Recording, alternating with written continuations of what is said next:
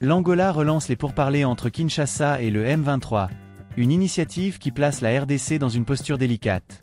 Correspondant à Kinshasa, l'initiative angolaise de relancer des pourparlers directs entre le gouvernement congolais et la rébellion du M23, soutenue par le Rwanda, place Kinshasa dans une position inconfortable, selon une analyse publiée par Astérisque le potentiel Astérisque. L'Angola, voisin de la République démocratique du Congo, RDC, semble désormais jouer un rôle pivot dans la résolution des conflits régionaux, mais cette médiation pourrait également devenir une source de tension pour Kinshasa.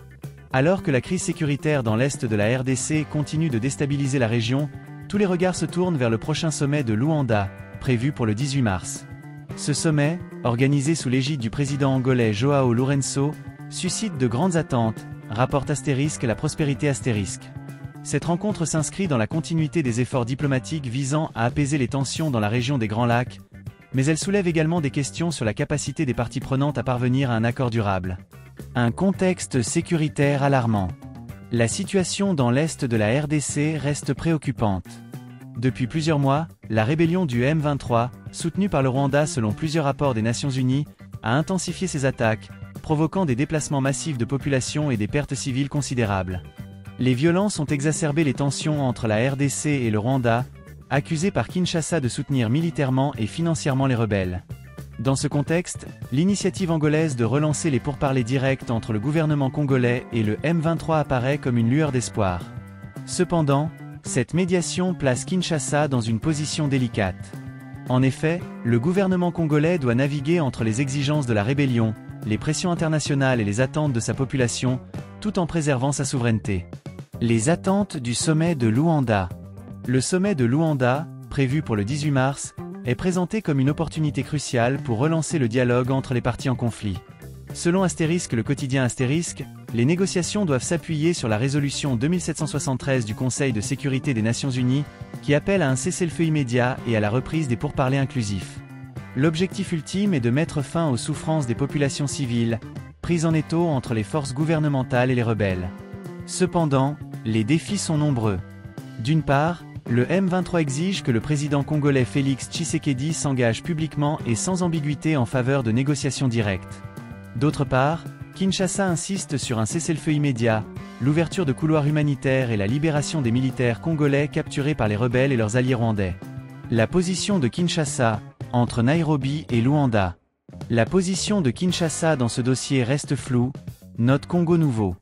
Le gouvernement congolais semble hésiter entre le processus de Nairobi, initié sous l'égide de la Communauté de l'Afrique de l'Est, CAE, et le dialogue direct avec les rebelles proposé par l'Angola. Cette ambivalence pourrait affaiblir la position de la RDC dans les négociations à venir. Pourtant, selon la tempête des tropiques, la RDC est prête à écouter toutes les parties prenantes, conformément à la résolution 2773. L'objectif est de parvenir à une solution pacifique qui mette fin aux atrocités commises dans l'est du pays. La communauté internationale, y compris les Nations Unies, a condamné à plusieurs reprises les violences et appelé à des sanctions contre le Rwanda, accusé d'agression contre la RDC. Les préalables des parties en conflit. Les deux parties ont déjà commencé à formuler des préalables pour la reprise des négociations. Du côté gouvernemental, les exigences incluent un cessez-le-feu immédiat, l'ouverture de couloirs humanitaires pour permettre l'acheminement de l'aide aux populations affectées, et la libération des militaires congolais capturés par les rebelles. Ces demandes reflètent l'urgence humanitaire sur le terrain, où des milliers de civils sont pris au piège des combats. Du côté du M23, les rebelles exigent que le président Tshisekedi s'exprime publiquement et sans équivoque sur son engagement en faveur de négociations directes.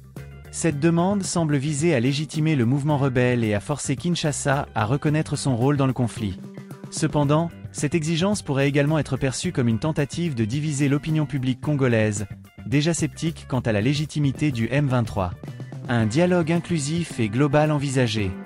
Dans un message publié jeudi 13 mars à Luanda, les présidents de la Conférence épiscopale nationale du Congo, SANCO, et de l'Église du Christ au Congo, ECC, ont salué les efforts du président angolais pour promouvoir la paix dans la région des Grands Lacs.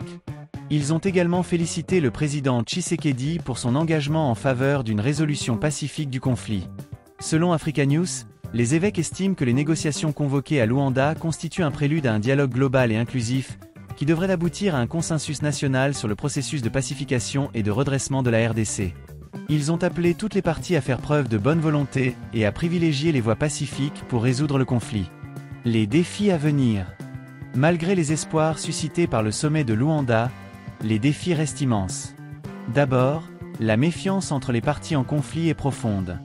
Le M23 accuse le gouvernement congolais de marginaliser les communautés de l'Est, tandis que Kinshasa accuse les rebelles d'être des marionnettes du Rwanda. Cette méfiance mutuelle pourrait entraver les négociations et rendre difficile la conclusion d'un accord durable. Ensuite, la situation sur le terrain reste volatile. Les combats continuent de faire rage dans certaines zones, malgré les appels internationaux à un cessez-le-feu. Les populations civiles, déjà éprouvées par des années de conflit, paient un lourd tribut. Selon les organisations humanitaires, des milliers de personnes ont été déplacées et ont besoin d'une aide urgente. Enfin, le rôle des acteurs régionaux et internationaux reste crucial. L'Angola, en tant que médiateur, devra faire preuve de neutralité et de fermeté pour garantir la crédibilité du processus de paix. De même, la communauté internationale, y compris les Nations Unies et l'Union africaine, devra continuer à soutenir les efforts de médiation et à exercer des pressions sur les parties pour qu'elles respectent leurs engagements. L'initiative angolaise de relancer les pourparlers entre le gouvernement congolais et le M23 représente une opportunité importante pour mettre fin à la crise dans l'est de la RDC. Cependant, les défis sont nombreux et les parties en conflit devront faire preuve de bonne volonté et de compromis pour parvenir à une solution durable. Le sommet de Luanda, prévu pour le 18 mars, sera un test crucial pour la crédibilité de cette médiation et pour l'avenir de la paix dans la région des Grands Lacs. En attendant, les populations civiles continuent de souffrir, prises au piège d'un conflit qui dure depuis trop longtemps. La communauté internationale, les acteurs régionaux et les parties en conflit doivent redoubler d'efforts pour mettre fin à cette crise humanitaire et sécuritaire, et pour offrir un avenir meilleur aux millions de Congolais affectés par cette guerre.